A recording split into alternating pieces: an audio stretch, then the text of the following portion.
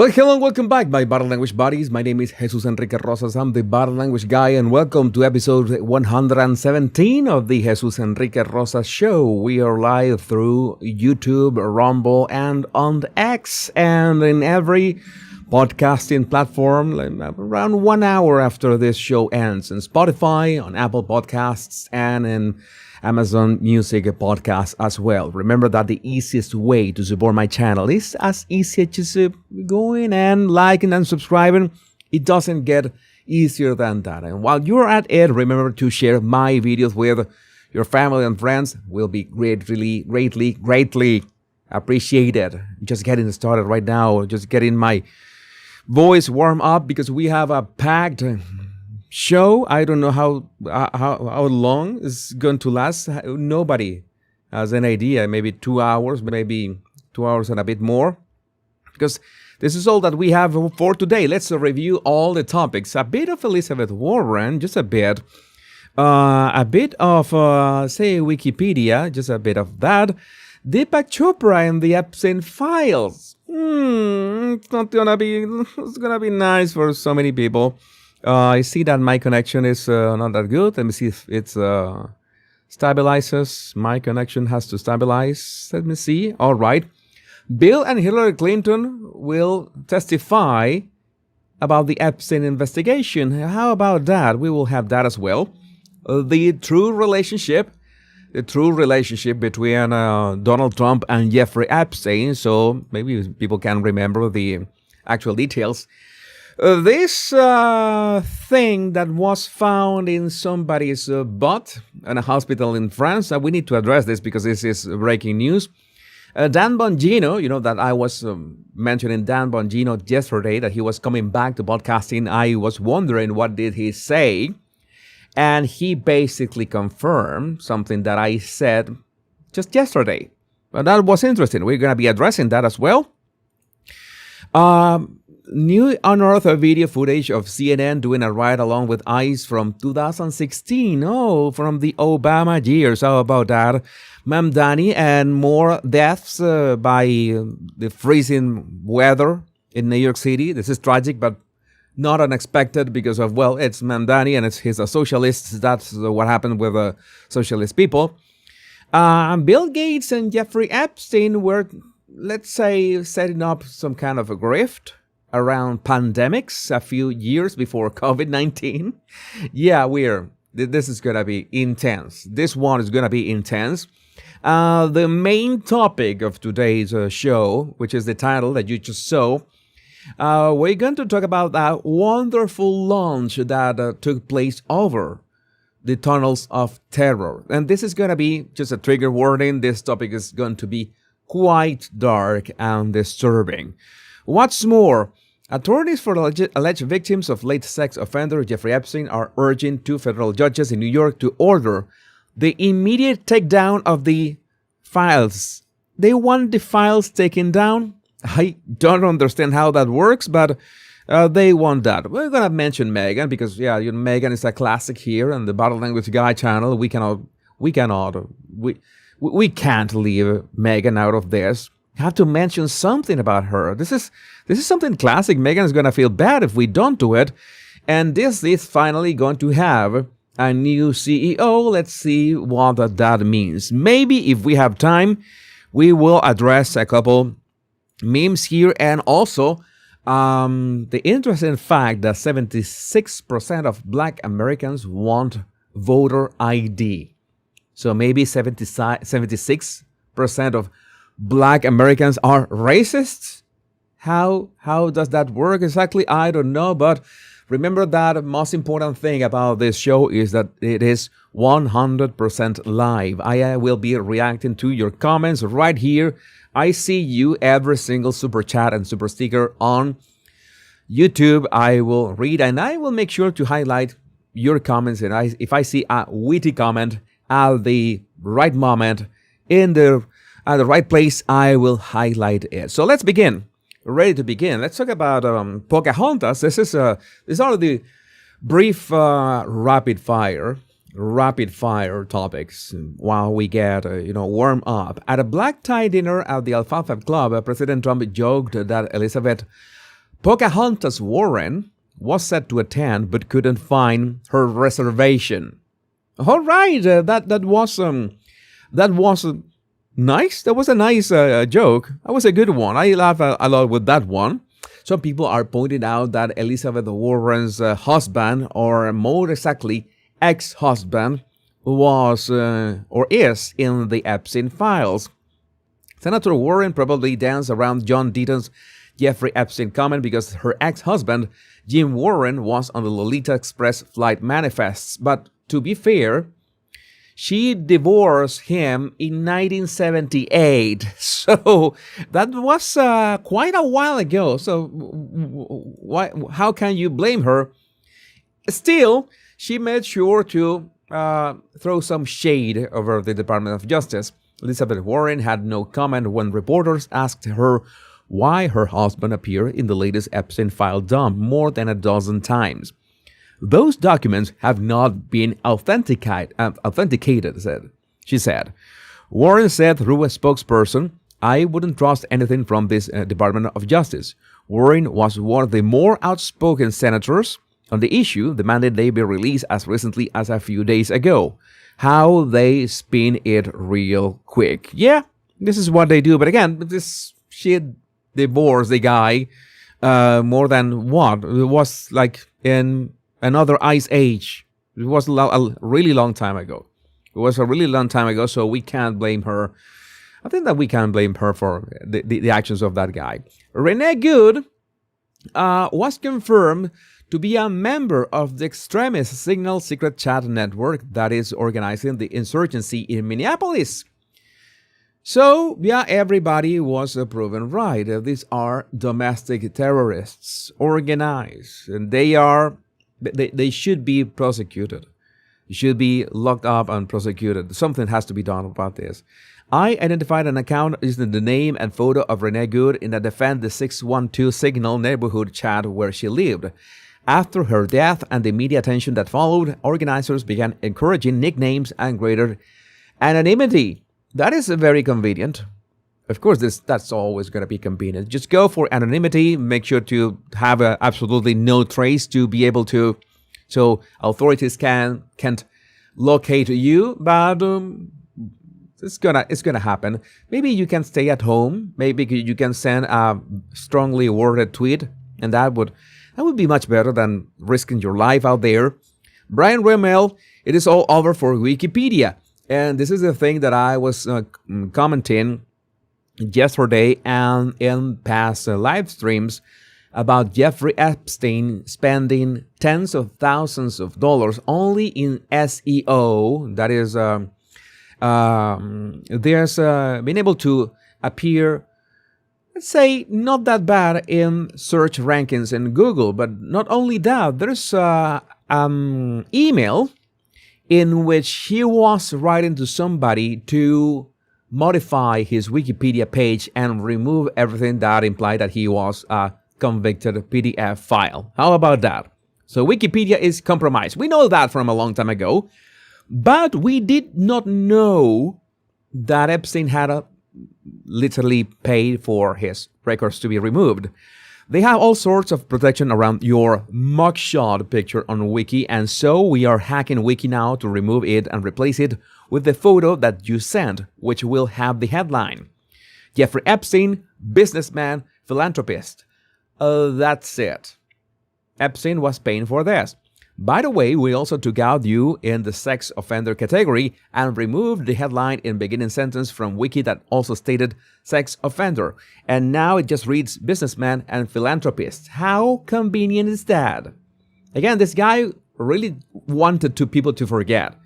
Was literally paying thousands of dollars a month to scrub all that filth from the internet. But the internet never forgets. We recorded the IP addresses of the people who were going in and changing our edits back and actually hacked the site to block them back in. That's why the site has been stable. And, well, smiley emoji. Yep, this actually happened. Thanks, El Cantaro, for spotting this one. Yeah, Wikipedia is not to be trusted.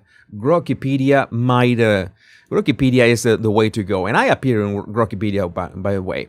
This was, I have never been really a fan of Deepak Chopra, but the Oprah-approved spiritual guru, Deepak Chopra, is one of them.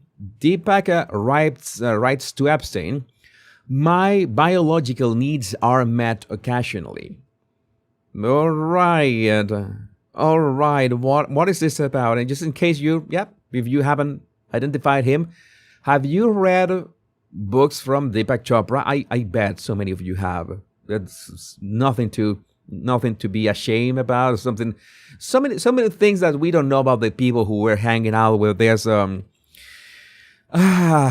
personalities. I'm going to read this email sent from Deepak Chopra to Jeffrey Epstein, and it's gonna get let's say this the kind of emails that starts cryptic but becomes worse and worse as you read it. Let's go. I don't know. The tiger, I don't know who the tiger is in this context. The tiger is bringing me to places I had abandoned. It looks like the MGH Harvard Chopra Mind Brain Institute will actually happen, which means riding the tiger even more. I've wanted validation from scientists. Some is happening, and some will remain ever skeptical and condescending. Suddenly, it does not feel important. What do I enjoy most? I think that Deepak Chopra has to and needs to remember that there are punctuation marks. English, mofo, do you speak it? You know how to use punctuation marks? Again, I don't know what can really say. My biological needs are met occasionally, but that too, it seems I have been there, done that. All right, so the guy has some experience and he wants something new. He wants some kind of new experiences, perhaps.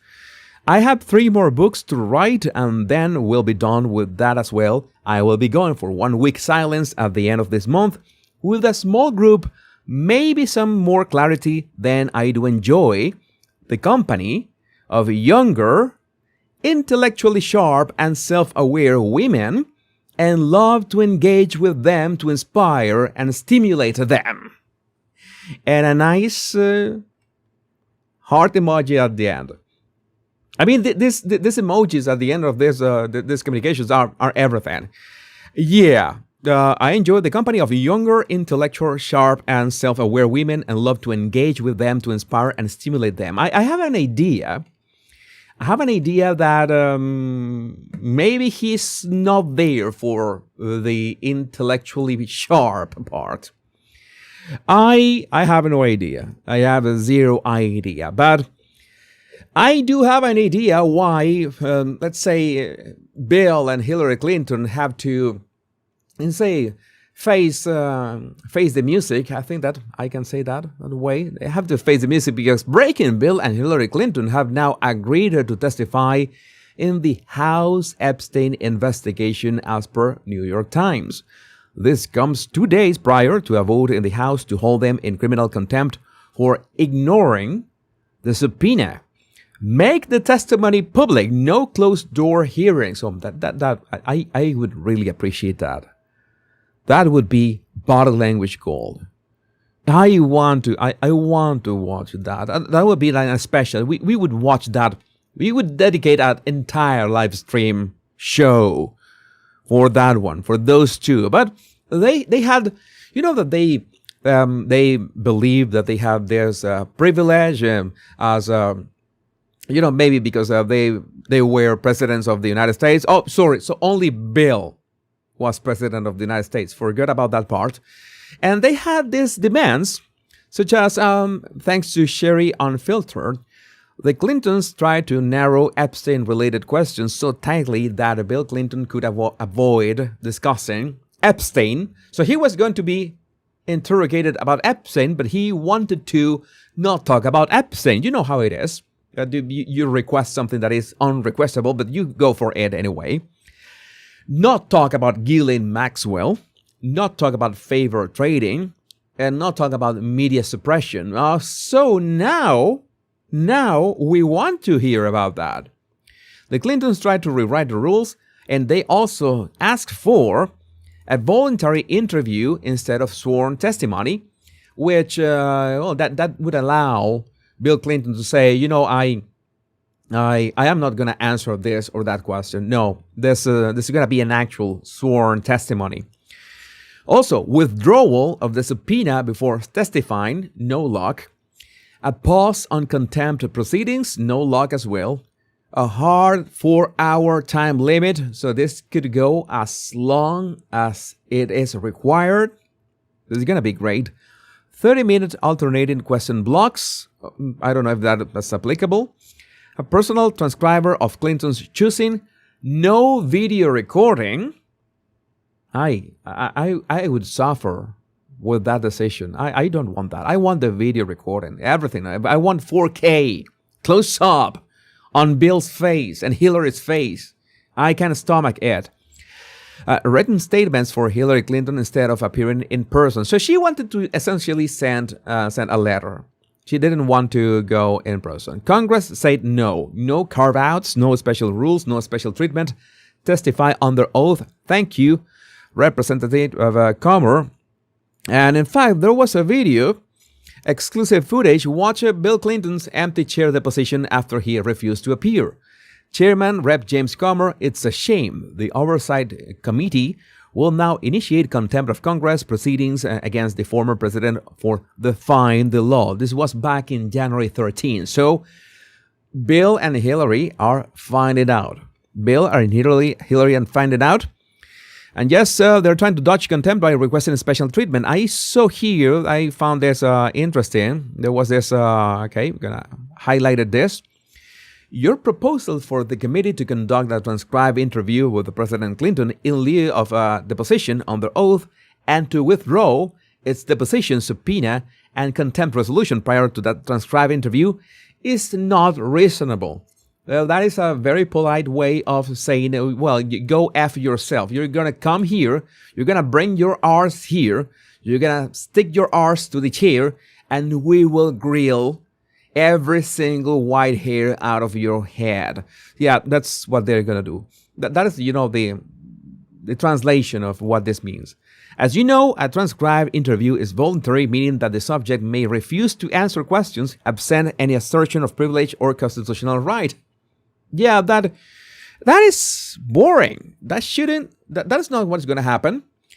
That's not going to happen, and let's see, we will have a Bill and Hillary on camera, and that would be just amazing. I can't wait for it. So, moving on, let me see, we have another topic here. I want to, that these shows are going to have a lot of Epstein. There's a lot coming out. A lot of it is, of course, misleading. A lot of it, there's a lot of stuff that is coming out. I've seen a lot of YouTubers that I kind of respected back in the day, but no longer do, because they're jumping on the bandwagon of reading all the accusations of every single deranged dude out there without, the fine print that the FBI said this witness or this guy is not reliable. That is important. That is being honest. And I want to be honest with you. And one of the things that I notice is that some people don't want to know the real extent of how much was Trump related to Epstein. So let's talk about that topic. How much was Trump related to Epstein? Because so many people get this wrong. So many people have gotten this wrong. And there's this amazing thread here by, you mentioned this, a man of memes, Ricky Doggin. And I'm going to read this. So if you have family and friends who still are saying, oh, Trump all this with Epstein, he was friends with Epstein, we're going to see this. And we're also going to see Rudy Giuliani's recollection of how Trump kicked Jeffrey Epstein out of Mar-a-Lago a long time ago. But let's begin here. Yes, Trump knew Epstein. He admitted it himself. The photos of them together are from before 2003. Remember that Jeffrey Epstein was arrested for his first conviction all the way back to 2006. So this was 3 years before that. In 2004, Trump not only barred Epstein from Mar-a-Lago estate, he also placed a bid on property and won in Palm Beach that Epstein was looking to purchase. So this continues. Again, this was from a man of memes on X. In 2005, Trump revealed Epstein's secrets to PBS CO investigation. In 2006, two of Epstein's victims confirmed they knew Trump had barred Epstein from his estate in Mar-a-Lago. Again, all this can be publicly verifiable. If you don't want to verify it, well, that's on you. In 2009, Bradley Edwards, the prosecutor on the Epstein case, made a public statement that Trump was the only individual who helped in the prosecutions against Epstein. Also, per victim testimonies on the newly released Epstein-Maxwell documents revealed that Trump was not seen on Epstein's island or anywhere with Epstein. I covered that video as well. Also, the newly released documents show that the FBI withheld victim evidence in 2009 and in 2014. Who was the president in 2009 and 2014? I'm going to ask you. It's very easy. Obama. Who was the FBI director in 2009? Mueller. Who was the FBI director in 2014? Comey. Who led the Russia collusion hoax against Trump? Mueller and Comey. Who was Mueller's key witness during the Russian collusion? George Nadler. Who was recently sentenced to 10 years in prison for PDF file activities, dozens of images and footage of children being sexually abused? George Nadler. How about that? Who was the Secretary of State under Obama? Clinton. Who did Epstein's victims list on the Pedo Island? Clinton. Who funded the Russian dossier? Clinton. Who fired Comey in 2017? Trump. Who praised Weinstein for being a great human being in 2013? Barack Obama. Who was Obama's VP? Biden. Who is running for president against Trump? Biden. Who received campaign donations from Epstein's law firm? Kamala. This is amazing. And who was Biden's VP? Of course, we know, the unforgettable Kamala. Kamala, we miss you. Please run again. We want you to run again, Kamala. Go ahead. Research and educate yourself, because if you vote for Biden, the victims of Epstein will never see justice for what they have endured. Yeah, there was exquisite. That was an exquisite share by this dude. But again, we have Rudy Giuliani with his recollections of what happened in Mar-a-Lago back in the day. Rudy Giuliani tells the behind-the-scenes story of how Donald Trump threw Jeffrey Epstein out of Mar-a-Lago. So you are, understanding how this works. The story of how he threw him out is even tougher than how he remembers it. He calls up Epstein. He leaves a message. Let's watch this. Make sure that the sound is everything set up correctly, and we can start. We're here. Oh, it doesn't go around. I can tell you beyond any doubt that there is no connection between Donald Trump and the criminal part of Jeffrey Epstein. In fact, there's very little connection except when they were very young. And the story of how he threw him out is actually even tougher than he remembers it. I mean, he basically did it. Two of the women from the massage place at Mar-a-Lago came to him. Now, this is way back in 06, 07. And one of them was afraid to come to him because Epstein had been bothering her. So she went to the person in charge, and the person in charge said, well, you have no idea what Mr. Trump is like. And the lady was frightened. And they go up, and she tells him, Mr. Epstein is being inappropriate with me. He said, what? And he looks at the older woman. He says, is it really bad? And she said, yeah, it's really bad. It's not sex, but it's really bad, touching and stuff. He said, okay, let me show you what I'm going to do. Calls up Epstein, doesn't get him on the phone. He leaves a message. He said, this is Donald Trump. And probably calls him by his last name. Epstein, come by the golf course later today. All your stuff is there. And don't you ever show your face at the golf course of Mar-a-Lago again. Boom, hangs up. Then he calls up his director of security, puts him on the phone and says, this guy's out. Collect all his stuff. I don't think we have any lockers at Mar-a-Lago. If he does, get rid of everything he's got. But go over to the golf course. He has a locker there. Take everything, put it in it, make it nice so he can't complain. Give him everything. If there's any doubt, give it to him. Then put his picture up and don't let him in ever again. Ever. That's the last time he really ever thought about Epstein until this came up. Yeah, it was a nice recollection, and that is important to understand, again, the circumstances and the records of all this. So your family and friends that maybe could be on the fence, if somebody has Trump-Benjamin syndrome, they're going to say that all this is a fabrication, that all reality, the universe, that we are in a simulation, and in all the simulation, there's only one thing that is for certain, that Trump is a bad dude. You can't do anything about that. But some people are still reasonable, and some people still can listen to, okay, the facts. Maybe this can work with them, so make sure to share this with them. But let me know what you think about this in the comments. My name is Jesus Enrique Rosas. I'm the Power Pundit. Much love and bliss. And this is a reminder that every single one of these topics, I will cut them and send them to my other channels. I mentioned the Power Pundit because that is my channel on YouTube about American politics. Make sure to go there, search that channel, like and subscribe. And this everything of these topics, I'm going to repost them as well. So maybe you want to watch my entire live streams, or you want to watch only the topics that you care about, you can do so in every way possible. That's my intention, is to give you the site, the content as you like to enjoy it, and most important, the way that you want to enjoy it. And oh my God, we need to talk about enjoyment.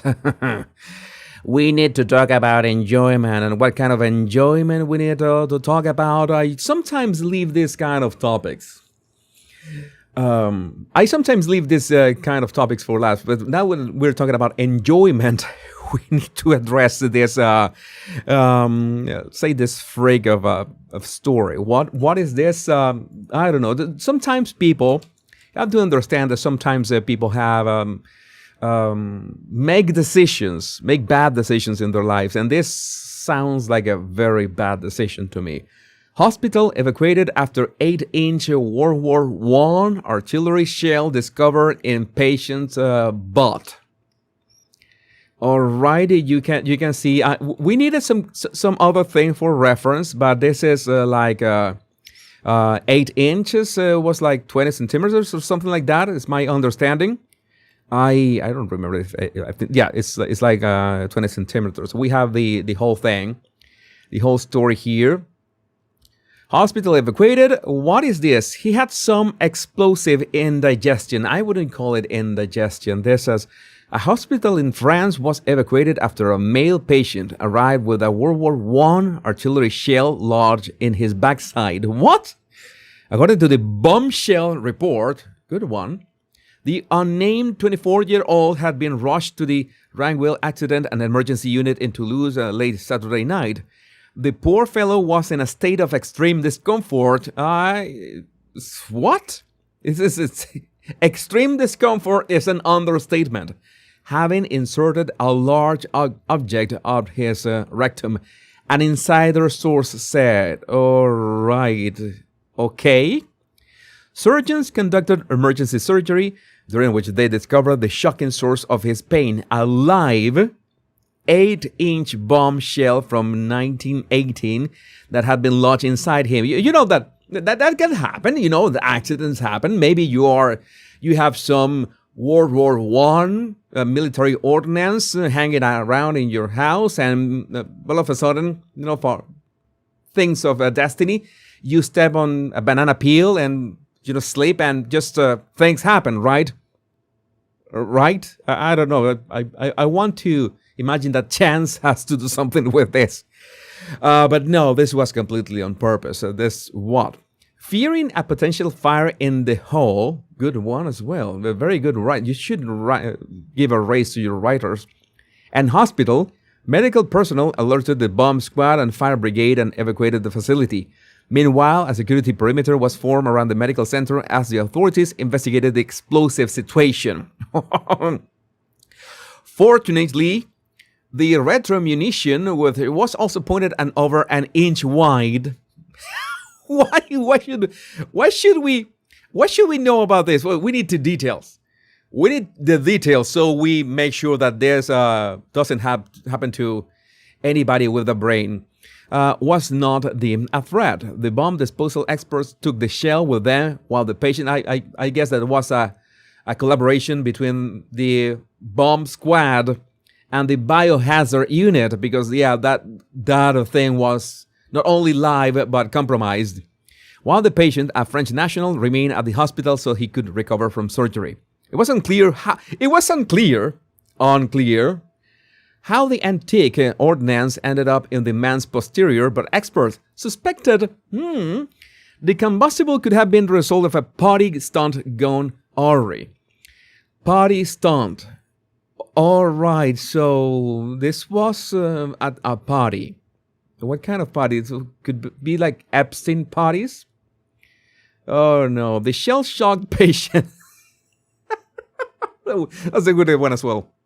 Is expected to be interviewed by authorities later this week, while prosecutors are considering taking legal action against him for handling Category A munitions per an officer. I saw this. Upon hearing this news, the French government decided to surrender unconditionally. They are not sure exactly to who, but they are surrendering. I mean, this happens, I guess.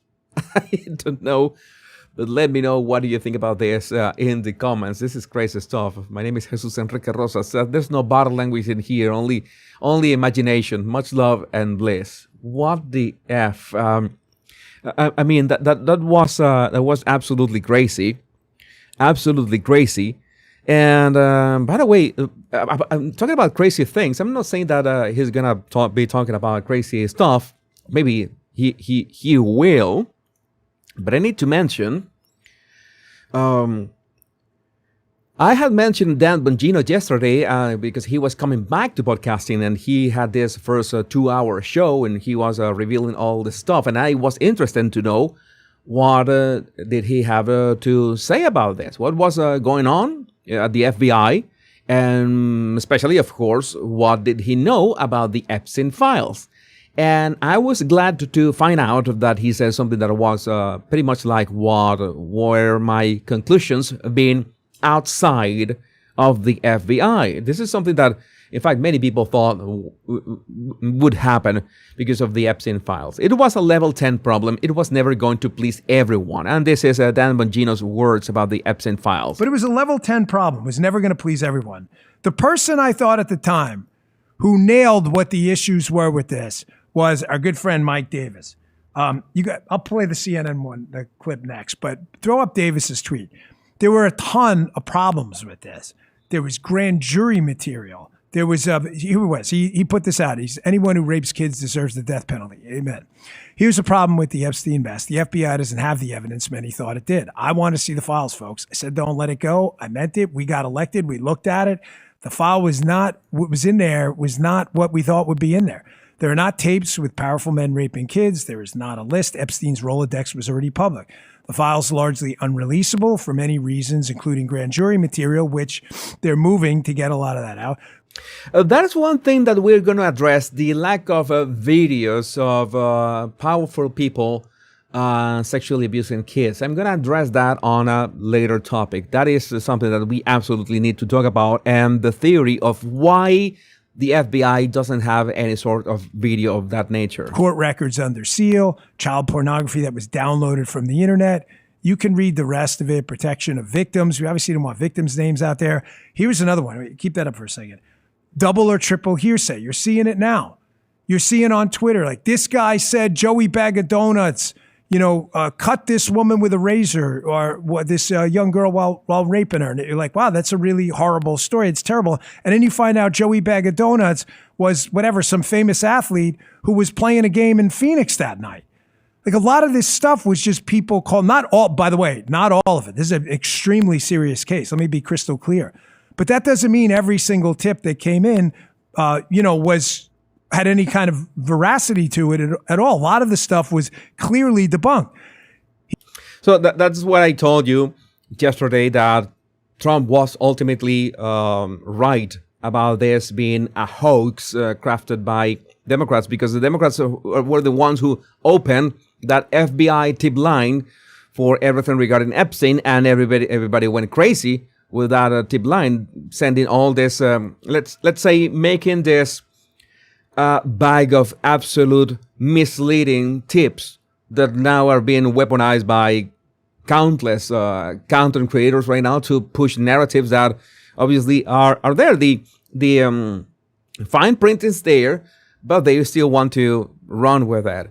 So all this confusion, all that is happening, yeah, people wanted to see the Epstein files. I wanted to see the Epstein files, but I personally, I didn't realize that, yeah, also the bad tips or the misleading tips were going to be released, and this is what's going to be a cluster F.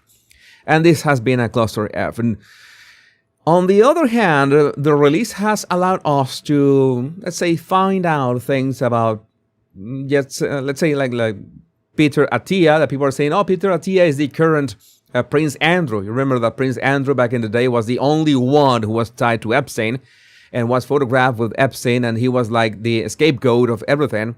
And right now, we can't say that there's one single scapegoat.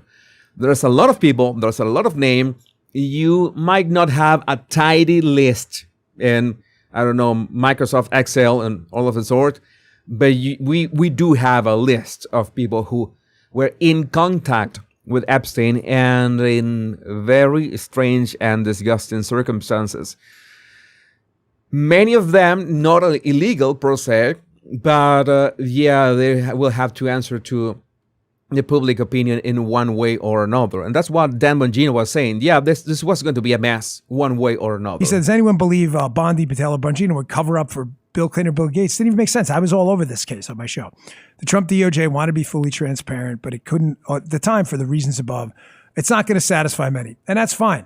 But folks, I'm not going to spend the next 2 years talking about it. This administration got you the information. You can all look at it. And a lot of people are using it to divide us from the inside. Those are just the facts. That's just the way it goes. And by the way, the dividing people from the inside thing is not working. Yeah, the thing is that many people were saying, many commentators on the right, conservatives, were saying there's no use on releasing the Epstein files anymore. And it seems that they had a point, but at the same time, I don't know, I am in the camp that it was a net positive to release all this, because that's how you spotted two things. First of all, I am for full disclosure. I know that sometimes can be, let's say, a bit difficult to understand the actual tips from the chaff, but this is a good opportunity to see out there who is not a real, conservative, who is out there just for clicks. They just want clicks. They don't want the truth, or they have some kind of grudge. All of this center right, center left, who have a grudge with Donald Trump for some reason, and they keep repeating this 13-year-old who was killed and buried at his golf course. They're doing that, and they're being exposed. They're exposing themselves. So I think that is a net positive for every single one of us. So we know who to listen to. And I hope that I am the ones who you listen to, because I try to be fair in every single of this analysis. We continue. A lot of this is bullshit. A lot of it is foreign operations designed to make us divorce ourselves from the inside, current thing, everything. It is a deadly serious case. There is zero doubt about it. Everyone in the administration treated it as such. Everyone from the start. But it was not, it was a level 10 problem. I can prove it to you. No one else had solved it in the past. Correct? Those are just the facts. Yeah, those are just the facts. And I've always said that I think that Bongino is one of the good guys. And sadly, he being out of the FBI for personal reasons was not a good sign. But at the same time, what he's saying is aligned with what we have seen and we have analyzed in this channel. So it's not out of the ordinary. We still have a lot of crazy stuff to cover in terms of the Epstein files. I still believe that was not the best way to handle this from Pam Bondi, because I think that they did not realize at first what was this all about. They did not realize the amount of content, the amount of documents, the amount of, and they were talking about this in a rather casual way. Bondi said that there were all these videos, of course, of children being abused, that of course are not going to be released. That is obvious. Nobody wants to watch that. Nobody wants to see that. But at the same time, people wanted to know, people wanted the accountability of the powerful people who absolutely did bad things at Epstein's Island. And we're going to talk about those tunnels in this show. And that is the main topic of this show, by the way. But I would like to know, what do you think about Bongino's words in the comments? My name is Jesus Enrique Rosas. I'm the Power Pundit. Much love and bliss. So yes, this is what's important to realize, that Bongino was very clear. I think that I'm thankful that Bongino went clear about the Epstein files being something necessary in the sense that release has been a mess in many instances. But again, it's great to know who is on the side of truth of this, on the side of okay, let's analyze this for what it is, and who are out there just for clicks. I think this is very important, because nowadays every single one of us are exposed to so much misinformation, disinformation, AI videos, made up emails, that is crazy to understand what is going on. And to prove that there is a propaganda war being waged, I want to show you this.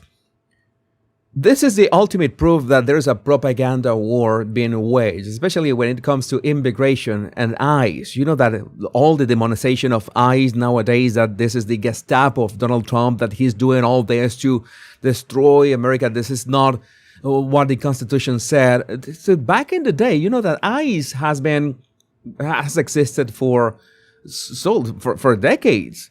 And even Obama gave the same Tom Homan that nowadays he has been demonized.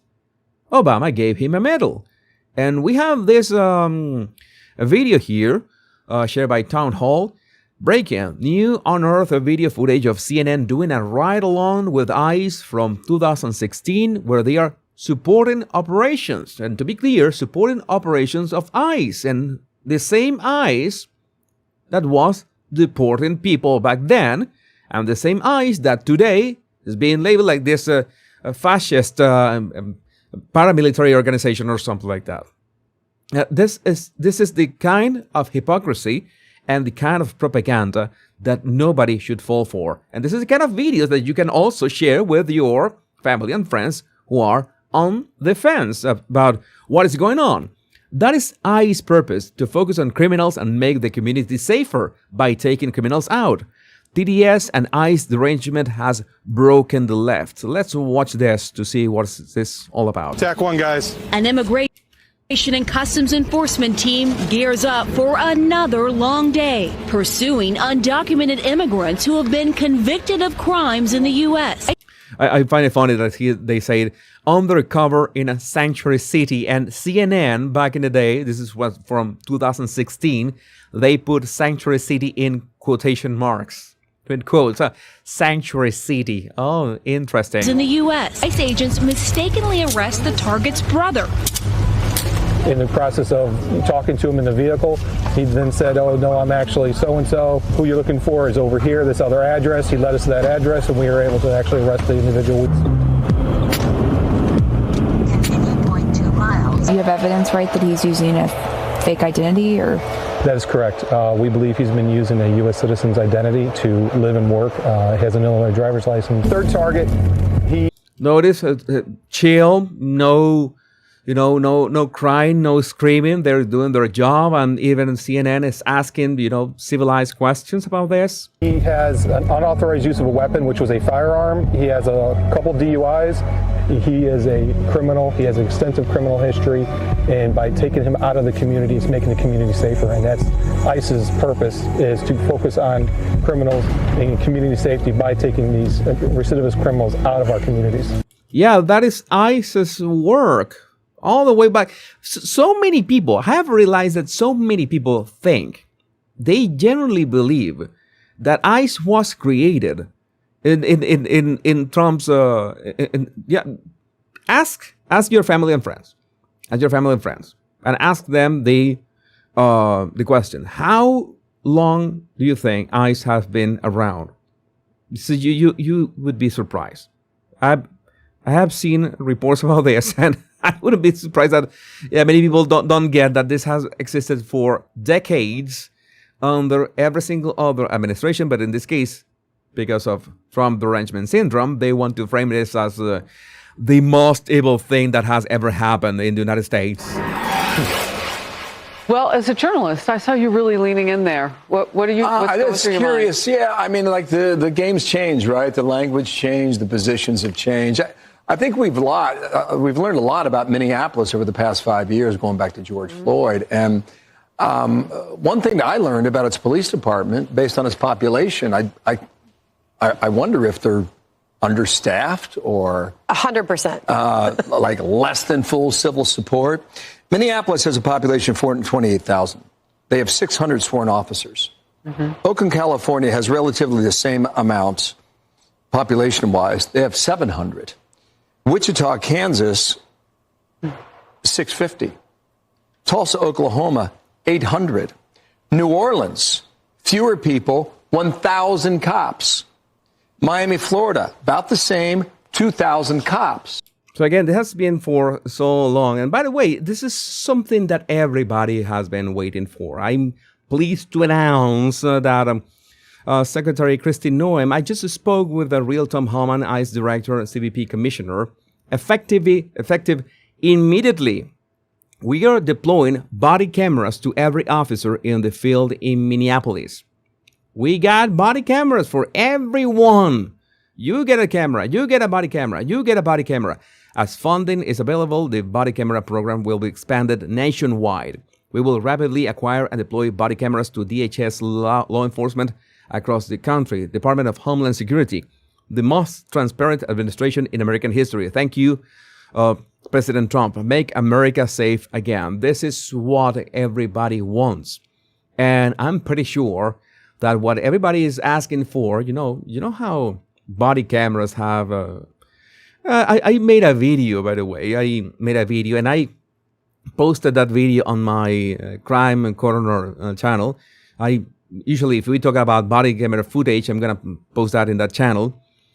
And, of course, let's say the subject matter of the video trigger the YouTube algorithm. Oh, you cannot post that here. That's going to be demonetized. Don't worry.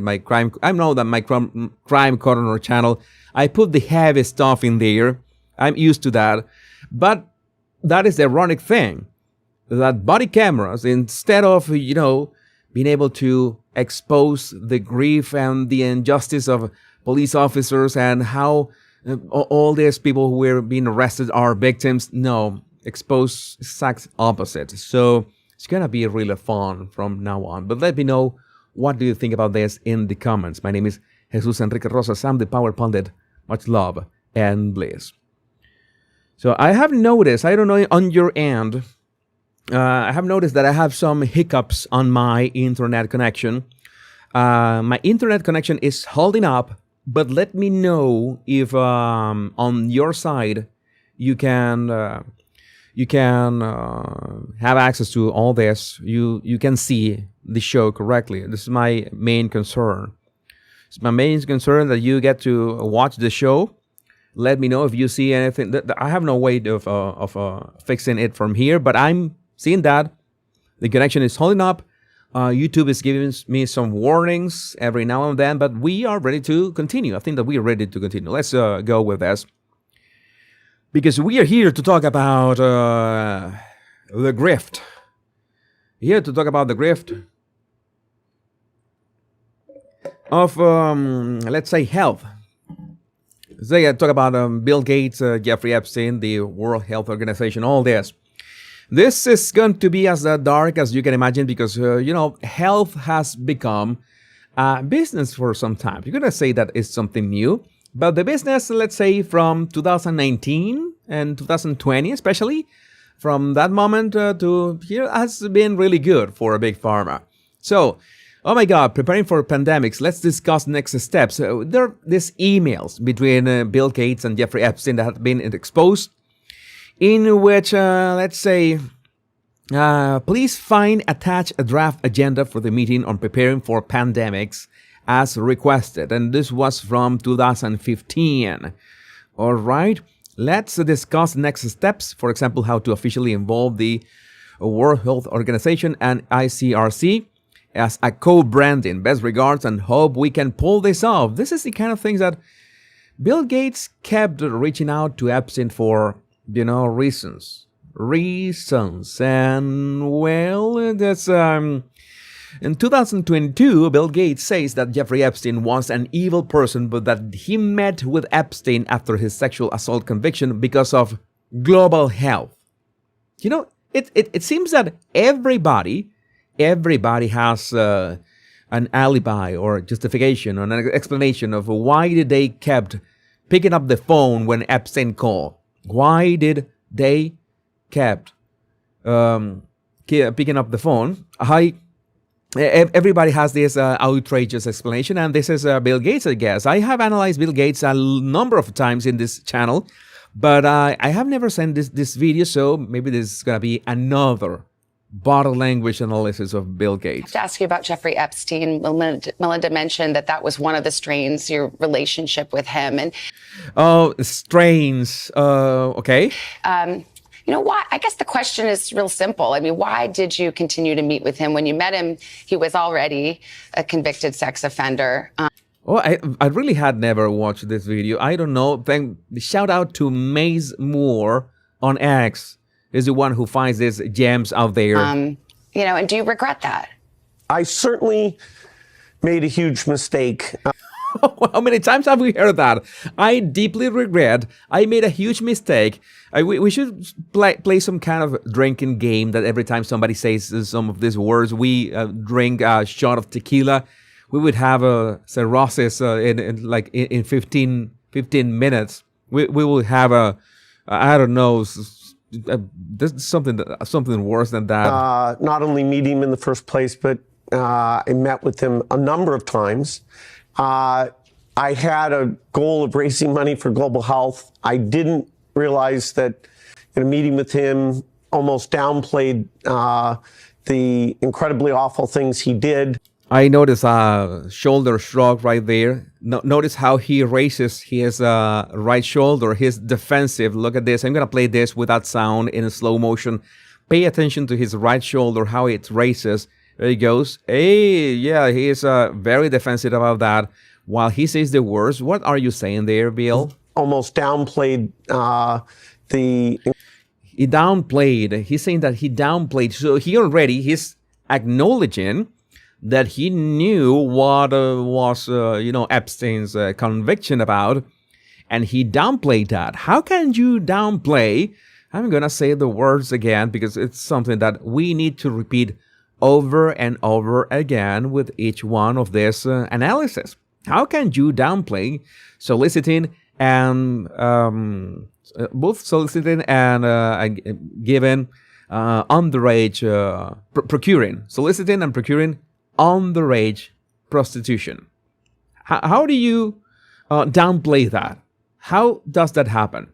I mean, it's very easy to understand, but 3 words. You're really smart, Bill. I can't imagine you. It just again, like we saw with the this lady from Norway. Said, oh yeah, I googled you. It didn't look at that well at first, but no, don't mind. That prostitution is something normal around the people that I hang out with. I guess it's something that they saw prostitution as normal. And underage, how much underage? What exactly are we talking about underage? It was illegal. What is the consent age in that jurisdiction? Who knows? Maybe this guy is a good guy. Maybe he was only, I don't know. This was a misconception here. Incredibly awful things he did. I learned more about that over time, but I learned that more over time. Again, that is the exact same thing that Brian Johnson said. That is the exact same thing that Peter Attia said. Oh, it was over time. And we know, for example, that Peter Attia lied because he said that, it was only because of that Miami Herald piece on 2019 that I discovered how evil he was. And he immediately emailed him to see if there was any repercussions, legal repercussions, because of the Miami Herald article. Again, this is the kind of people that we're dealing with. I'd add that to the list of big mistakes, including, where Melinda's advice was sound and I should have followed it sooner than I did. And you never saw anything where you thought, this doesn't feel right. Melinda kind of had a visceral reaction the first time she met him. It's not about, this is not about body language. Melinda could have had a visceral reaction. Maybe Melinda was not the one who should have Googled the guy. Maybe Melinda did Google the guy afterwards, and when she found out, you don't need to have, okay, let me have this, let me use my intuition. No, you just go to Google where you search everything. It's very easy. And you put the name of the guy. Maybe you can do that for anybody that you're going to meet to make sure what kind of people you're going to meet, and you Google them.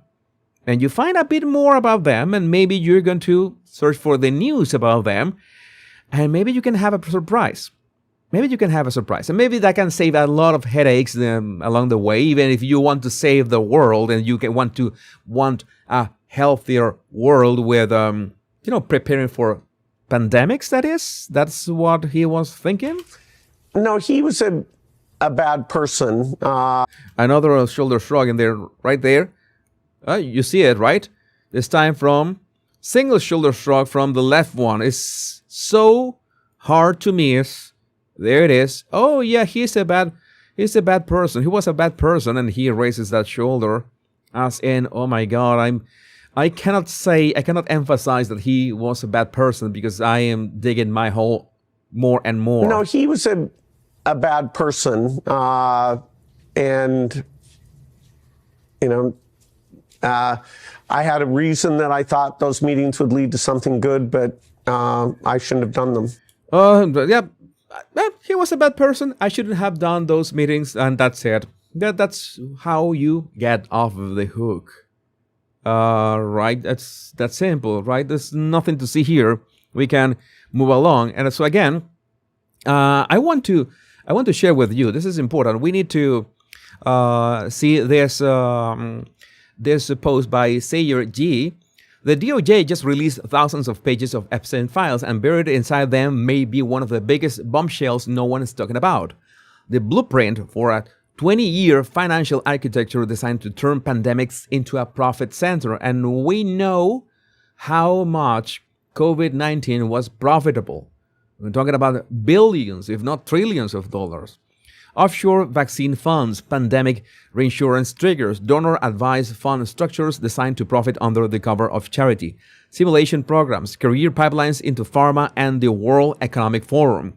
All built years before COVID-19, all running through Gates, JP Morgan, and Epstein. Remember that JP Morgan was also involved in one of the stories that we were talking about, the story that I analyzed of Jeffrey Epstein that was fake. Yeah, he was tied to JP Morgan anyway. So, offshore arm for vaccines. This is the bombshell number one. In August 2011, Jeffrey Epstein emailed Mary Erdoes, CEO of JP Morgan's $2 trillion asset management division, outlining a Gates-linked donor-advised fund. His instruction, you're not going to believe it, back in 2011, however, we should be ready with an offshore arm, especially for vaccines. All right.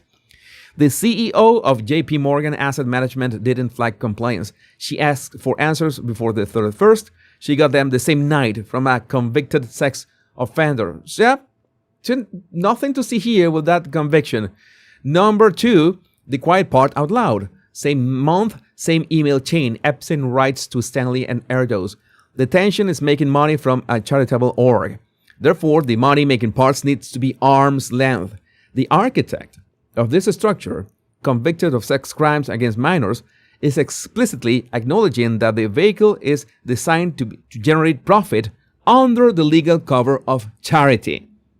Now, this is the kind of things that are not that hard in finance terms, but Epstein was very good at. He was very good at crafting this kind of schemes. And of course, that and the pseudo psychobabble that he used on people, he looked way smarter than he really was. Bombshell number 3, pandemic as an investment category. May 2017, 3 years before COVID-19, Boris Nikolic, Bill Gates' chief science and technology advisor, you remember that he was the one asking for photos of girls naked from Epstein's island, right? Emails Epstein and Gates about donor advice, funds, and rights. It might be a great path forward for some key areas such as energy, pandemic, etc. Pandemic listed like energy, a standing investment vertical, not an emergency, a portfolio strategy. So yeah, this was about profits. Profits for what? You know that more money, you can guarantee more stuff for, let's say that's kind of a ladder. You win some steps, then you can, let's say, do more and more things down the way.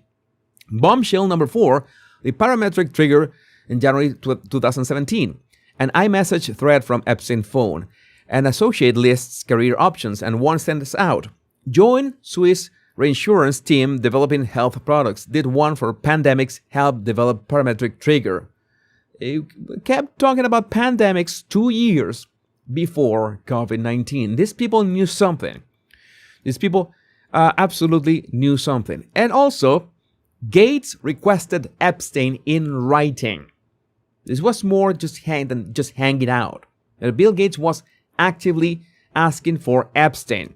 In 2013, 5 years after Epstein's conviction, an agreement letter addressed to William H. Gates states that Gates specifically requested that Jeffrey Epstein, quote, personally serve as the representative, quote, of Boris Nikolic.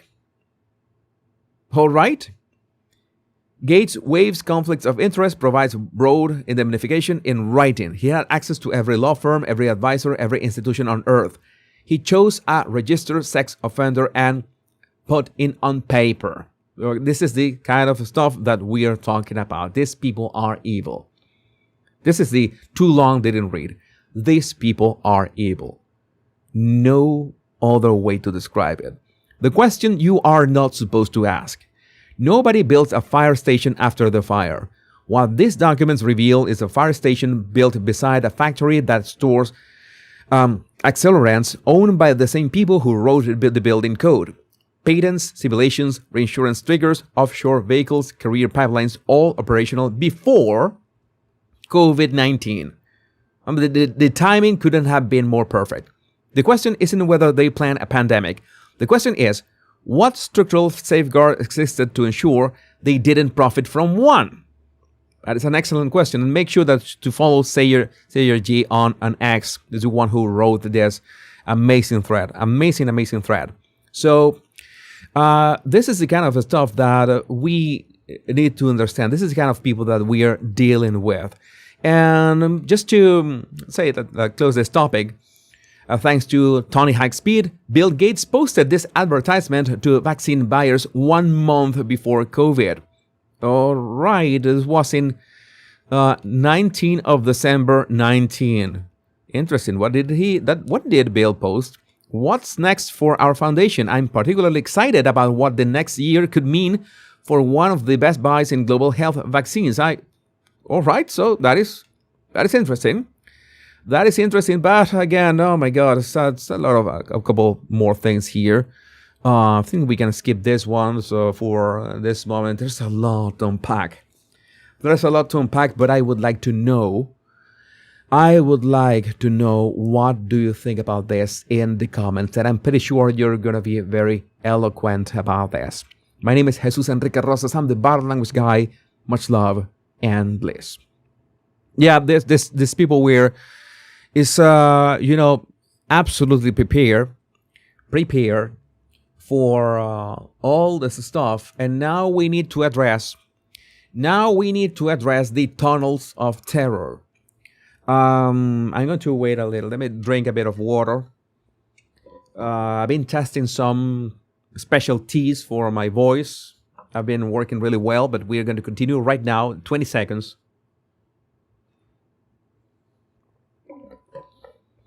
And I need to warn you.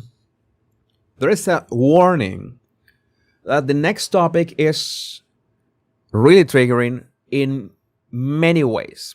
And I'm going to do my best of not describing them in, as raw as they are, because they are quite horrific, what we are about to watch. So you have been warned. If this is not good. So I need to talk about the tunnels of terror from Jeffrey Epstein's island, and how, well, some people had wonderful lunches while the unthinkable was happening right below them. We have this, that I was talking about previously. I was talking about Bill Gates, and I had saved this thing about Jeffrey Epstein boasting about wild dinner with Mark Zuckerberg. But when I was doing research, I saw this, just 2 lines. UN Refugee Agency Chair Joanna Rubinstein visited Epstein Island. She has now resigned. I found it interesting. UN, United Nations Refugee Agency Chair. And this is way worse than anybody could have imagined. Again, this is going to be triggering, so you have been warned. The Swedish UN official Joanna Rubinstein met Epstein on his island and brought her children along. Thank you so much. The children love your stories and, of course, your island. She has now left her position as chair of the Swedish United Nations. I mentioned that acronym, but I want to mention this here. Thanks so much for a wonderful lunch and an afternoon in paradise. And of course, an emoji. There's always the emoji. There's always an emoji right there. And paradise, she's talking about the Epstein Island. It was an extra treat for me to finally meet you in person. The kids loved your inspiring stories and, of course, your island. All right, Epstein's inspiring stories. Nice. I hope you will have exciting science days ahead of you. Signaling it is. Thanks you for your hospitality. All right, Bess, Joanna plus Ellis, Nana, and Oscar. Oh my God. So, why is this relevant? Well, one thing is that, we need to address the fact that there were actual tunnels, because many people are saying that this is some kind of legend, hoax, or something that never happened. This literally happened because now in the recently resurfaced or exposed Epstein files by the Department of Justice, we have the mentions of the tunnels. Crazy to me, says Consexy, how many references in these Epstein files to tunnels, particularly to a tunnel building at Little St. John. Anyone else seen this too? How have these tunnels never been found? And there are references to them, as Jewelry Blue mentions, for anyone still questioning if there were tunnels below Jeffrey Epstein's house and buildings on his island, Little St. James. There you go. And you see emails like this. I would not hold up payment of $100,000 searching whether Gensler had direction from the team that added tunnels and office below the main house. All right. So there's a reference to tunnels below the main house. So Danny worked this morning at main compound, cell tower, coffee bench light, master light, terrace light. Peter steps first. Bryce, can you sketch out or plan where you want vehicles in the sheds and tunnels? Okay, if so, those tunnels were huge. If you can fit a vehicle in there, That is important. If you could fit a vehicle, those tunnels were huge. And also this, how have you been? What's up with the Caribbean island? Staff still sleeping in the tunnels? So we see more and more references to these tunnels. And again, this is the thing, you might already know this, just wanted to double check and go for reports of this. Bearing evidence, Jeffrey Epstein shipped 40K pounds of cement to Pedophile Island just weeks before expose that led to his arrest was published. So this was exposed, exclusive, that was back in the day in 2019. Jeffrey Epstein shipped a cement truck to PDF Island 3 weeks before damning expose was released, paying for a machine up front so it would arrive quicker, as experts say he could have literally covered up evidence. So he literally used concrete to fill up those tunnels. And this brings us back to the fact that people are asking questions. Obviously, these tunnels had a lot of dark stuff. They were made for a reason. And my best guess is that the guests that arrived on the island, they could use these tunnels for stuff, right? And at the same time, we don't have a guarantee if, well, we do. We have screenshots of cameras that pointed at these tunnels, but there's no, not that we know, recordings and tapes from these sources. This is the problem that we're talking about.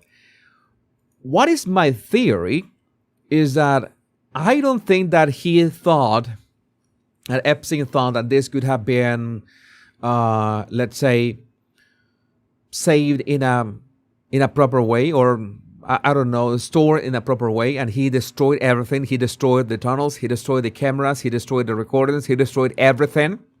He made sure that nobody ever entered the tunnels, nobody ever checked the cameras, nobody ever had access to anything. So it would be interesting if somebody decided to, I don't know, dig up. Can it be done? This was from 2024. Green Lives Matter. Since everyone is talking about tunnels, now would be a good time to remind the world that Epstein factually had a tunnel entrance at his PDF island. Not only this, but cement trucks were shipped to his island just 3 weeks before he was exposed to the world. He was literally filling in the dungeon underneath his occult temple. To add to this, Ghislaine Maxwell had a submarine license. When the world accepts the truth, the real satanic truth behind what our government has done, then the awakening will be complete. So this is my question. And we go back to this United Nations diplomat for refugee issues, Joanna Rubinstein. And why is this so important? Because she had a wonderful lunch over those tunnels. Who knows that if there were things happening inside those tunnels while she was having a wonderful lunch with her children. But the most important and most critical part of this is her role. Not only she's close to the Swedish royal family, she visited the Epstein Island, but also this,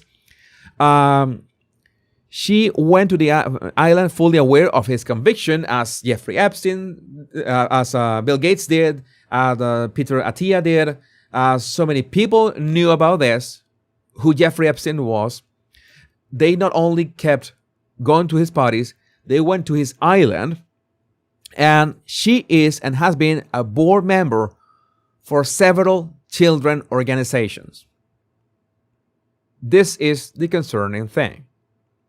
A woman having, with her kids, a wonderful lunch at Jeffrey Epstein's island, she knowing who the guy was, she knowing about his past, but no, I don't care. You know what? Yeah, I am for this Early Childhood and Peace Consortium, World Economic Forum, of course. Violence against children. She was something, violence against children as well. That is very convenient. Imagine these people with all that access visiting Jeffrey Epstein. You think that makes sense? Because that doesn't make sense for me at all. At all.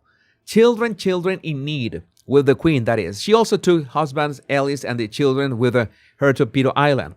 Joanna Rubinstein is currently the chairwoman of the UN Refugee Agency Sweden for United Nations, and between 2015 and 2020 was the head of the American branch of the World Childhood Foundation. Head of the American branch of the World Childhood Foundation. I need to go back to check that. When is okay? Okay, this is from 2012. This launch was on 2012, and now we're finding out this. It's so everything is this is just amazing. In 2012, she visited the late sex offender Jeffrey Epstein private island in the Caribbean with her family. This is evident from an email included in the new Epstein files released on Friday. Thank you so much, blah, blah, blah. Love your inspiring stories. I don't know what to tell you. This is horrific. This is another copy of the email. Already mentioned this.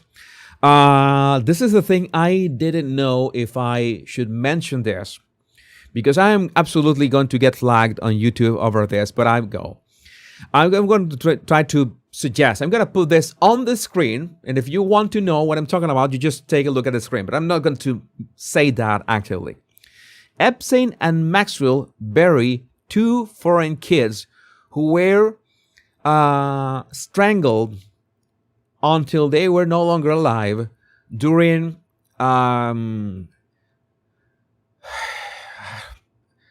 rough abuse. This is as far as I can go with my words, but you can see it clearly on the screen what I'm talking about.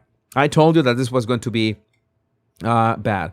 Confidential, and you might be asking, I was asking, wait a second, how can an email on Gmail servers, because we know that Google is spying on us and everything, have access to us, and it turns out that these were emails not on Gmail, but it was in Proton Mail.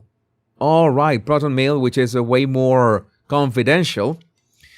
Edward, this is sensitive, so it will be the first and last email depending on your discretion. You can choose to take it or trash it, but this comes from a person that has been there and seen it all as a former staff at the Zorro. Zorro was the ranch, by the way, not the island.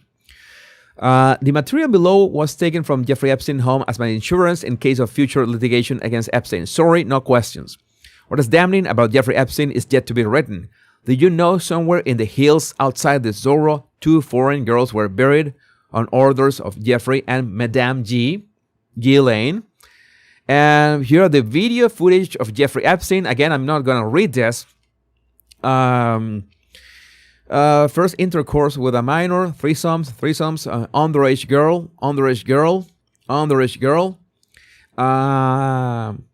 girl from Bay Area, a video of a girl from Bay Area and her unalive self-deleting attempt confession to Ghislaine Maxwell. Okay, so he was asking for 1 Bitcoin in payment for his silence, it seems. Again, what is this?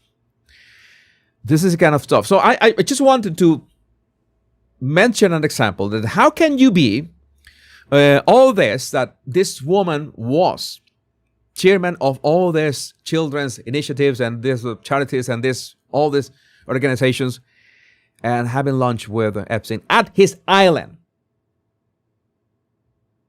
How does that happen? That doesn't happen by accident. That happens by choice. And what kind of choice? What kind of choice were they making? This is as horrific as it gets. I think that nobody has written about this better than Gray4626, LH Gray on X. I've been following her, and she's got this great take, and I'm going to read out loud because this is the real deal. This is what happened. Why the F would that depraved monster Jeffrey Epstein sink millions into carving out secret underground tunnels beneath his private hellhole on Little St. James, only to frantically pour hundreds of thousands of dollars worth of concrete into them right before the walls close in? Simple.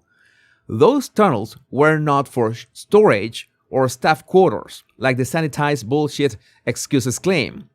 There were arteries in his industrial-scale trafficking machine. Dark, soundproof veins where he and his elite cabal of fellow predators could drag terrified young girls, abuse them without echo, stash evidence, and vanish bodies or secrets into the earth. Victims have whispered about underground chambers for years. Hidden rooms, mechanical layers, jacuzzis for relaxation after the assaults, networks snaking under that golden dome temple facade. He built a subterranean fortress to feed his sickness undisturbed, shielded from drone eyes and prying bolts. And when he smelled the raid coming, that sick fuck, because there's no other way to call him, panicked and ordered a 100,000 cement mixer rush to the island. Express delivery, no expense spared, to entomb it all. This is what he did. Pour concrete over the bloodstains, the restraints, the cameras, whatever unspeakable relics lay buried down there. Seal the horrors forever so no forensic team could ever excavate the full truth. Not renovation, not construction, destruction of evidence on a demonic scale. Epstein wasn't just a pedophile. He was a precision-engineered predator who weaponized wealth to build his own private abyss. Filling those tunnels was his final venomous F-you to justice. You will never know the depths of what we did. Rot in hell, you subhuman parasite. The concrete might hide the physical proof, but it can't erase the screams etched into the survivors' souls. We know what you wear. We all fucking know. Yes, this is no other way to describe this. And again, this is something that we know it was bad, but we are discovering levels of bad that go beyond knowing that there were tunnels, that there were torture, that there were the most horrific things that you can imagine. But there's so many people out there that pretend to be normal citizens that have just been silent about this, just, I guess, hoping for none of this to come out. And this is coming out, and this is why I tell you, this is a net positive that we are seeing all this. And we are realizing everything that is happening. All these people must be held accountable. But I would like to know what you think about this in the comments. My name is Jesus Enrique Rosas. I'm the Battle Language Guy. Much love and bliss. Yeah, that was a very heavy one. It was a heavy one because for all the reasons that you can imagine. And now we have something that is quite... I don't understand how this works. Because now some of the victims want the files unreleased. I don't know how that works, but I'm going to talk about right now. No idea how that works. Again, remember that I'm keeping an eye on your comments, but sometimes I get carried away because of the topic, because, well, the topic is horrific enough, but I will keep an eye on your comments. If you want to send a super chat on YouTube, I will read that at the end of the live stream. But now we need to talk about the strange fact the attorneys for alleged victims of the late sex offender Jeffrey Epstein are urging two federal judges in New York to order the immediate takedown of the Justice Department Epstein Files website, citing an unfolding emergency. As in, something is going on with these victims. They wanted transparency, but they no longer want these files exposed, and I don't know how it works. Let's see what is their point. Let's see what they are requesting. Latest now in the Epstein files, 3 million more pages have been released, but some lawmakers say that's not enough, joined by victims who want the courts to protect their privacy. Chief Justice Correspondent Pierre Thomas has the story. Good morning, Pierre. George, good morning. That massive release sparking new headlines by the hour. And the fallout and pain Jeffrey Epstein has caused its victims is still playing out in real time. It is my understanding that the victims' names and every reference to the victims has been redacted. I don't know to what extent those redactions have worked out. Overnight, the survivors calling on two New York judges to provide emergency relief and shut down the Epstein Files website immediately after a number of them had their identities exposed. Writing, DOJ committed what may be the single most egregious violation of victim privacy in one day in United States history. DOJ officials say they work to correct any mistakes when they become known. Well, it was millions of files. So I guess that instead of going, to the press, maybe you could have reached out to the Department of Justice privately and urgently. I guess that your attorney can do that without much bringing more attention to that, because that is basically trace and effect. If you're making this so public that people are going to look into that and look more into your name, maybe the attorneys could have done that. That shouldn't have happened. Those names to be just released in the files, but maybe that can be sorted out in a better way. Every time we hear from a victim or their lawyer that they believe that their name was not properly redacted, we immediately rectify that. But the emergency request includes this quote from a person whose name has never been divulged before, saying, "I've never come forward. I'm now being harassed by the media and others. This is devastating to my life." The document's also raising serious questions about why Jeffrey Epstein was given such leniency after investigators initially uncovered potentially breathtaking criminal activity. It is just this incredible, deep, visceral level of frustration and disappointment and sadness and grief. Released for the first time, the original prosecution memo from a DOJ lawyer in the U.S. Attorney's Office in Miami in 2007, showing that federal authorities had uncovered evidence pointing to the broad scale and depravity of Epstein's molestation and exploitation of girls and young women. This is another thing that I'm noticing. Okay, it's this could have been released under Biden, and Biden didn't do anything about this. Biden didn't do anything about this, and people are kind of complaining right now. I mean, this should have been redacted, but we're talking about, again, 3 million files. And again, I will say that again, Pam Bondi did not handle this the best way. According to the memo, FBI agents discovered that Epstein arranged for massage appointments for girls and women ranging in age from 14 to 23 years old, with victims receiving a finder's fee of $200 if they recruited other girls. The memo goes on to warn that Epstein represented a continued danger to the community based on his continued enticement of underage girls. Federal prosecutors initially wanted to charge Epstein with at least 60 felony counts. But in the end, Epstein was offered a deal where he served only 13 months of an 18-month prison sentence on Florida state charges, even allowed to work in his office during weekdays. President Trump's name comes up thousands of times in the Epstein files, mostly in news articles, but also in emails written by Epstein himself. The newly released files also include records of unverified tips to investigators, including some uncorroborated information pertaining to Trump and other high-profile individuals. Yeah, they forgot that 2019 email of Epstein to the guy who was trying to expose Trump and say, no, Trump never had a massage. That was what Epstein said. The two men had a falling out, and the president says he cut off contact with Epstein decades ago. DOJ officials have said the allegations regarding President Trump are false and do not come from credible sources. The new documents are also placing even more scrutiny on men who we've known spent time with Epstein. Among the thousands of new photos released, these never-before-seen images of former Prince Andrew, who was stripped of his royal titles last year over his relationship with Epstein. Maybe they knew that he was going to be exposed with these pictures, or who knows what else. Now seen here, crouched over a young woman, her face redacted, the date and context of the interaction unclear. Representatives for Andrew have not responded to a request for comment. But now the UK Prime Minister Keir Starmer is calling for Andrew to testify before Congress. Epstein was freed in 2009, and the newly released documents show he continued to communicate with some of the most powerful men in the world.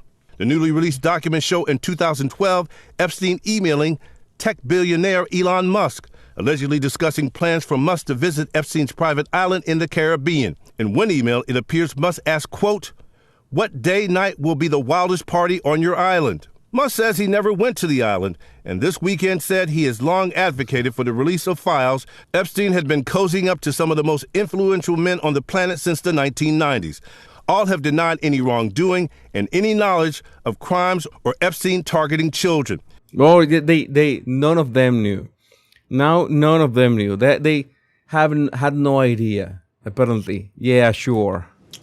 So much collateral damage to so many, and it's becoming clear that every prominent person who spent time with Epstein is likely regretting. Oh, you don't say. They are likely regretting it, and they should. I mean, there's so much stuff in here. It's like, as I mentioned, Elon Musk. Why would you ask? What they are your wildest parties? What you are interested in going to a party? Okay, it's nice that you never went to a party, but you showed interest. They are. Some people are mentioning the chats out there. There are men that Jeffrey Epstein reached out to them with emails several times, 2 or 3 times. Hey, come to my place, come to my meeting. They say, no, thank you. They simply said no. They simply rejected. They appear in the Epstein files 2 or 3 times. And when you see the mentions are literally 2 or 3 times rejecting Epstein's invitation. So they technically appear in the Epstein files, but rejecting whatever Epstein was offering. By the way, it's like people are saying that Jeff Bezos is the only billionaire out there that does not appear in the Epstein files yet, that we know of. But it seems that Jeffrey Bezos is going to come unscathed from this fallout. But I would like to know what you think about this in the comments. My name is Jesus Enrique Rosas. I'm the Power Pundit. Much love and bliss. I mean, I have another topic to talk about. We have two lighter topics. I'm thinking I'm going to 2-minute rant. I mean, I've been worried because for some reason, again, I have been warned about my internet connection. I think that everything is fine. I haven't seen any warnings from you, from the comments. Everything seems to be smooth. But I'm trying to make these topics a bit, snappier, shorter, to have a more dynamic show, and especially to have an under 2-hour show. I would love to have 3 hours, but if I'm thinking of going the distance with these shows, and especially have shows every single day, even on weekends, then I have to train my voice, test what works and what doesn't, and make sure that I can talk about 2 hours every day, non-stop. That is the goal, including the weekends, including Bezos probably has his own dungeon. Oh well, Jeffrey. It's like that song, Jeffrey Bezos. We need to talk about something lighter. We need to talk about Meghan. Oh my God. So I saw one of your comments. You said, I miss Meghan. I'm starting to miss Meghan with all this. I'm starting to miss Meghan with all this. And I can understand the sentiment. Because, yeah, this can get really, really, really dark, really, really fast. So it's time to talk about Meghan. And this is, of course, nothing of it's something much lighter from what we have spoken about in today's show. Right now, jars of Meghan Markle's unsold jam overflowing at Netflix HQ. So there's like a surplus of Meghan's jam. I wonder why. If there are people who wanted to buy them by the hundreds, I guess to resell them or something. I guess that there could be maybe there's not even a black market for this. Maybe there could be a biracial market for Meghan's jam. There should be. That would be unfair if Meghan can't place her jam made with her own hands and hair as well on the markets. JMA, Meghan is hiding her unsold stock in closets and cupboards and in boxes in unused boardrooms all over LA. Staff are only willing to accept so many freebies or of runny, spread, and Wickles scandals. Oh, the Wickles scandals are the best. We need to address this. Jars of Meghan Markle's unsold jam overflowing at Netflix HQ. Netflix staff are helping themselves to free as ever products. I mean, you know that kind of stuff that sometimes not even free, you would accept those. That would be a space on your cupboard for what? You're not gonna eat that. You have seen the consistency. There's so many videos out there of the consistency of Meghan's jam. That is gross. As the streamer's Los Angeles offices are filled with Meghan Markle's wares, Page 6 has learned. My question here is why, if Netflix open these shops, these shops,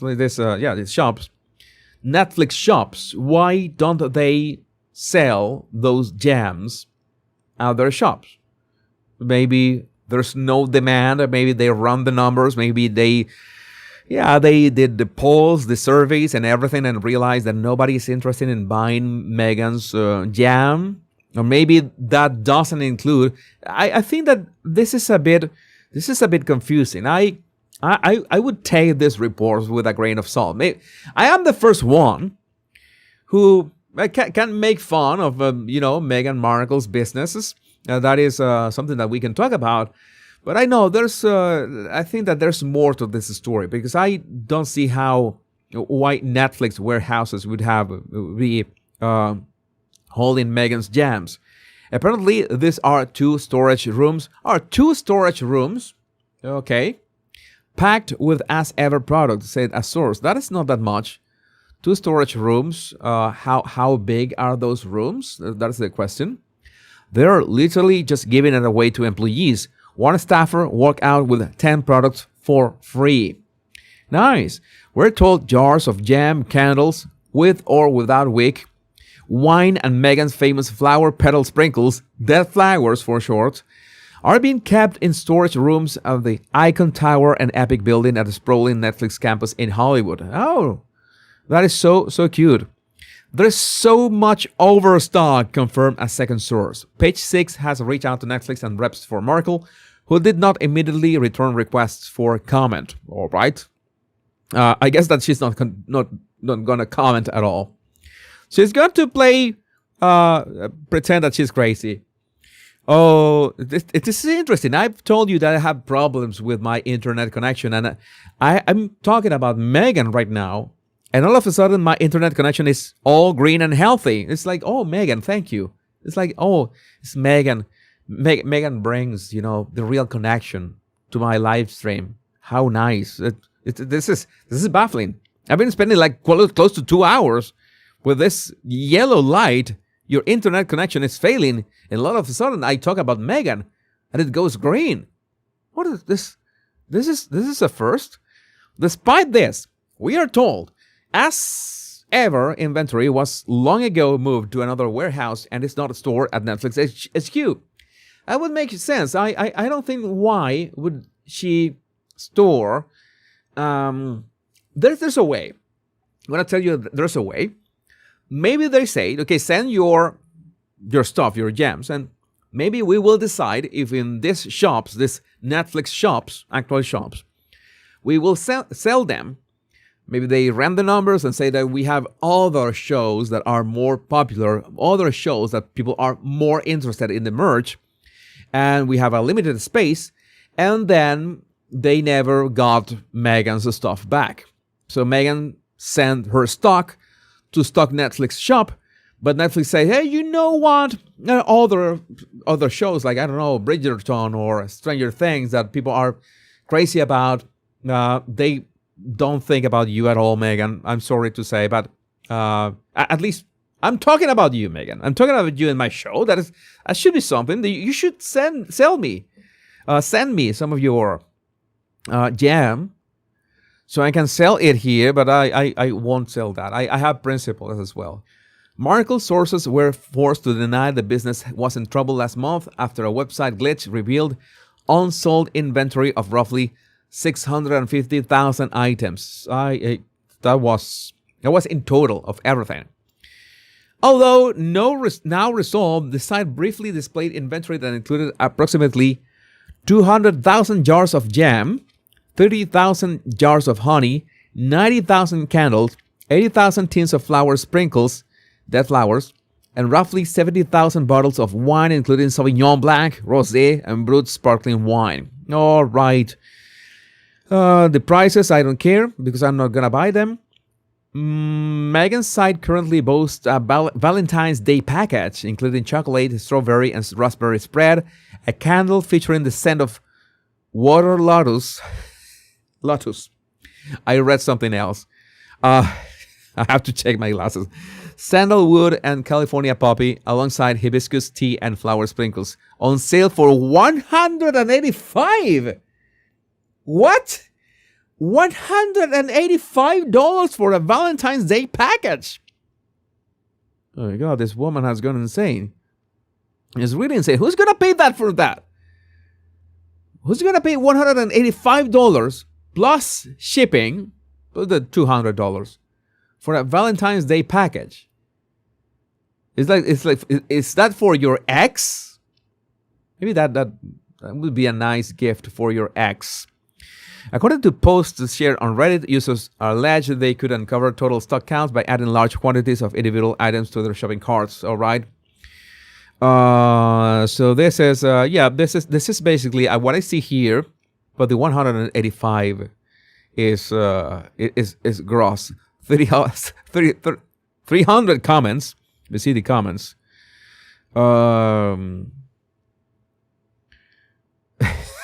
Netflix moved it to another warehouse because they ran out of room for all the unsold stock. It will be offloaded to TJ Maxx and their divisions shortly.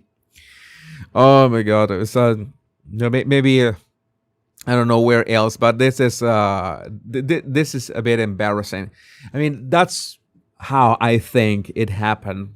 Meghan was going to sell on Netflix shop. Netflix said, "You know what? There's no demand for your stuff." And Netflix said it is not worth it to, spend money into resending all the stuff back to Meghan. So we're just going to give it away.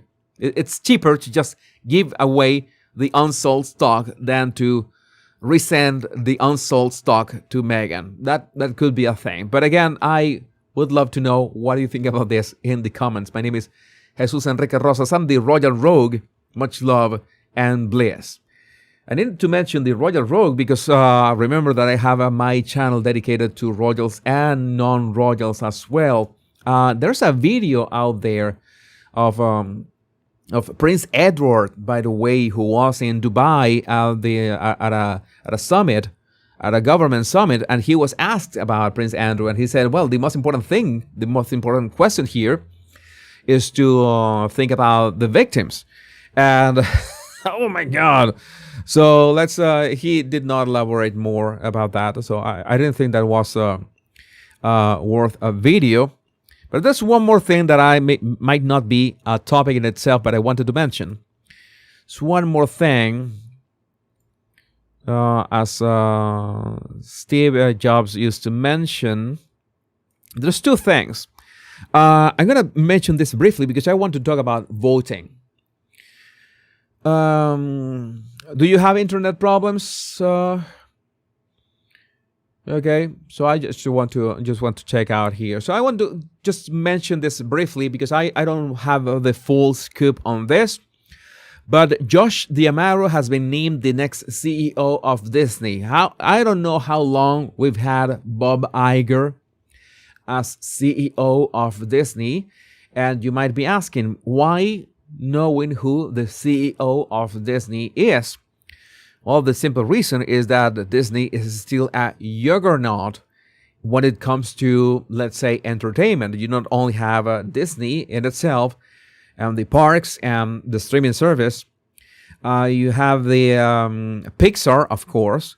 You have Star Wars, was run to the ground by Kathleen Kennedy. Kathleen Kennedy is no more. It's Dave Filoni who's going to be in place of Kathleen Kennedy. Right now, I don't have high hopes for Dave Filoni, by the way. If you ask my opinion, I'm a kind of Star Wars fan. I am not that much of a fan of Star Wars. I can be a fan. My favorite movie is The Empire Strikes Back. And my second favorite movie is Rogue One. By the way, it's like of all the other movies, I think Rogue One was a nice movie. Maybe not the second one, but could be A New Hope. And Andor. I loved Andor, by the way. But I don't know if Dave Filoni is the right guy for this. But we are not here to talk about Star Wars. I digress. We're here to talk about Disney itself. So Josh D'Amaro, who was in charge of the parks, and the parks and the experience of the parks has been really profitable in the sense that so many people have been asking, how come how much is a park ticket nowadays? You know that this is really expensive. The food, last time I was to Disney was in 2015, I guess. 2015, yeah, it was great. I love Disney parks. I love everything there. It's something. Everything is so magical. We have to acknowledge that this is a thing. And Josh D'Amaro has always been a strong candidate for CEO, and it seems that it has materialized. And Dana Walden will become the president and chief creative officer of the company. I would tell Disney my opinion. I don't know Dana's background, but I could tell you how you bring Disney back. This is a secret. This is very simple. How you bring Disney, not only Pixar, not only Marvel, but Marvel is also under the Disney umbrella. Put John Lasseter under the chief creative officer role. Bring back John Lasseter, and you will be swimming in money in less than 5 years. I know that John Lasseter had to be let go because of these accusations of all this inappropriate comments and approach and stuff. So many people have said that these accusations are vague at best. All right, I am not here to defend John Lasseter as a person, as a human being. But the guy really knew how storytelling worked. So yeah, you bring back John Lasseter, this is like, I will always say, yes, the way that Joss Whedon behaved off camera was unacceptable, but it's obvious that the guy can write, it's obvious that the guy can direct, it's obvious that the guy can do a lot of the things, that he treats people like no different than Stanley Kubrick could treat people back in the day. Yes. That they could make great stuff. Yes, as well. Again, I am on the fence of this. Maybe you'll say, how can you defend John Lasseter? How can you defend Joss Whedon? Again, not defending them as human beings, but if you want to get if you want to get Disney back, you bring John Lasseter. There's no other way. Kevin Feige needs to go to. Yeah, Kevin Feige had the opportunity of a lifetime. He could have retired right after Endgame. Kevin Feige retires, and he retires invictus. He retires as one of the greatest producers of all time in the history of cinema. But no, he had to drive the MCU, transform it into the MCU. We could be talking about this. We could be talking about movies a lot. Again, I don't know if I'm going to get into trouble talking about on behalf of John Lasseter. I should check those accusations better. But that is a fact. That is a fact. There's people who knew their craft. They can have personal flaws. We can check that. But that is an objective truth. The John Lasseter was the one behind Pixar's impressive run, and until the accusations that he was let go, that have been something amazing. But again, I want to talk about another topic that is unrelated to entertainment, and I absolutely need to mention this because it has to do with voting. I need to talk briefly about voting because one of the most important things in the world right now is that we need people to vote. Not only in the United States, but everywhere. But let's talk about the United States. I see this black pilling about voting. Black pilling is being pessimist, like your vote doesn't count. I'm going to go directly to criticize by name Marjorie Taylor Greene for saying that it doesn't matter if you vote. That your vote counts as nothing. That doesn't count. That is useless to vote. I think that she's really irresponsible for saying that. I think she's just looking for attention. I criticize her openly. She has thrown the mask as a narcissist. This is not the way. We need to understand the single way for change is voting. There's no other way around it. Because of course, she said, "Oh, voting does nothing. Do you have any options?" She gives no options because that is very convenient, right? But voting in the United States needs to come from the paper ballots. Remember to get rid of the machines. And of course, voter ID, and especially if possible, same-day voting. But the voting ID, just the voting ID, will solve so many problems. And you know that these Democrats say that, okay, yeah, we should not, we can't approve the voting ID because that is racist. That there's a Chuck Schumer here announced that he will force an extended government shutdown if the SAVE Act, the requiring proof of citizenship to vote, comes to the Senate. Democrats know they will never win an election again if only citizens vote, and they want anyone in the United States, even illegals, to vote. We know that. Short of workers, we have a population that is not reproducing it on its own with the same level that it used to.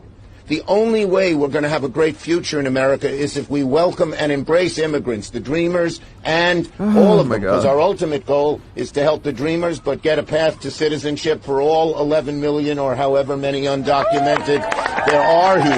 Yeah, you know, that is the plan. But the plan is that, no, voter ID is racist. But you know what? Let's see the numbers here. Take a look here. Favorite photo ID to vote. 85% of white people favor it. 82% of Latino. 76% of black Americans favor it. So the bottom line is this. Voter ID is not controversial in this country. At all. Photo ID to vote is not controversial in this country. It is not controversial by party, and it is not controversial by race. The vast majority of Americans agree with Nicki Minaj that, in fact, you should have a photo ID to be able to vote. So it's common sense. You see that this is an 80-20 issue. 80% of the population, you see that here you have it. 80% of the population agrees they need voter ID. Voter ID should be mandatory on a federal level. Every single state has to put this out there. This has to happen. So again, there was this clip here, a longer clip that was about the SAVE Act and voter ID. 3 weeks, there has been a lot of news under the surface about the SAVE Act. This is a bill to safeguard our elections and require proof of U.S. citizenship before voting, among other provisions. Now, our conversation on this started with Scott Pressler, who has been calling on Senate Majority Leader John Thune to allow a vote every day since January 1st. Earlier this month, Scott joined me here to make his case. The American people demand Senate Majority Leader John Thune bring a vote on the Safeguard American Voter Eligibility Act. Scott Pressler is a real one. That guy is a legend. And again, this is something that we need to push. And why would I care? Because this is the world. Because you know that everything hinges around the United States. This is a fact. If we let the demons again, the demon rats again, into the White House, who knows what's going to happen? You would not be. There would be no way to get rid of them. And the midterms are so important because of that. I will be talking more about the midterms in the following days and, of course, the following weeks and months, because something that we need to address, because this is urgent. Urgent to keep America great. Let's have proof of citizenship to register to vote. We have this one moment in history with Donald Trump at the helm, with a trifecta Republican government. I say nuke the gosh darn filibuster, pass law after law after law. That interview went viral and senators went into action. Senator John said he spoke to Leader Thune about the SAVE Act. Senators Katie Britt and Dave McCormick signed on as co-sponsors, and several others like Rick Scott ramped up his support publicly. Here's Senator Scott last week. However we do this, all right, whether it's part of the spending bill this week, whether it's a separate bill, whether we have to stay there, and do a standing filibuster, whatever it's going to take, we got to get this passed. We've got to secure our elections. I can't imagine a Republican senator that would vote against, making sure that you have to have proof of citizenship to register to vote and to vote now. Oh, sadly, well, I could imagine anyone voting against because, there's so many rhinos in there, but that's where you come in. Make sure to reach out to your senator. Make sure to torment them. Make sure that you want the SAVE Act passed because we need safer and secure elections in the United States. Make elections great again. This is urgent and we need them right now. But I would like to know what you think about this in the comments. My name is Jesus Enrique Rosas. I'm the Power Pundit. Much love and bliss. And reaching out the end of today's show has been a great show. I have one super chat. SSJB, thank you. SSJB has been great. One of my greatest mods. She's always presenting you my email, all my socials. And thank you, Mr. Rosas, from bringing facts with such dignity and grace. Much love, blaze, and prayer. I do my best, SSJB. I do my best. I try to do my best. And this is more or less the format that we will be juggling. I think that 2 hours is nice. I feel nice right now. I think that it is good to keep it under 2 hours and keep maybe topics a bit shorter. I've been made short topics a bit longer.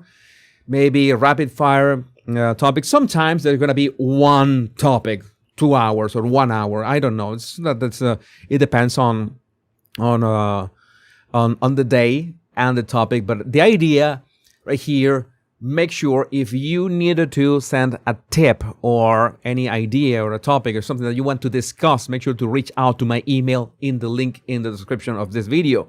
You will also find my merch. You will also find my book, Body Language in 40 Days, where I give you all my tricks, all my knowledge about body language so you can learn how to control your own body language and read other people's body language to persuade them. And of course, any donation that you want to send, you can also send right in the description of this video. So, my body language buddies, my name is Jesus Enrique Rosas. I'm the body language guy. Until we meet tomorrow on episode 118, remember the most important words. Much love and bliss. Take care. Be safe. I love every single one of you. Bye-bye.